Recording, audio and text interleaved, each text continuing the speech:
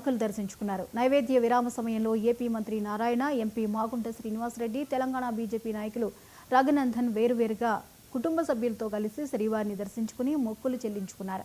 దర్శనానంతరం రంగనాయకుల మండపంలో వేద పండితులు వేద ఆశీర్వచనం చేయగా ఆలయ అధికారులు స్వామివారి తీర్థ ప్రసాదాలు అందజేశారు. సమస్య త్వరలోనే పరిష్కారం అవుతుందని, ఏడుకొండల వారి ఆశీస్సులతో తెలంగాణలో రైతాంగం ఎదుర్కొంటున్నటువంటి సమస్య త్వరలోనే పరిష్కారం అవుతుందని, వర్షాలు బాగా కురిసి చెరువులు కుంటలని నిండా నీళ్లు వచ్చినాయి కాబట్టి వ్యవసాయానికి సరిపడాల్సినటువంటి వారికి సంబంధించినటువంటి అన్నిటిని కూడా భారత ప్రభుత్వం తొందరలోనే సమకూర్చే రీతిగా మా అందరి అడుగులు పడతాయని చెప్పి ఈ సందర్భంగా ఆశిస్తాం. ఏడుకొండల వారి ఆశీస్సులతో తెలంగాణలో రైతాంగం ఎదుర్కొంటున్నటువంటి సమస్య త్వరలోనే పరిష్కారం అవుతుందని, వర్షాలు బాగా కురిసి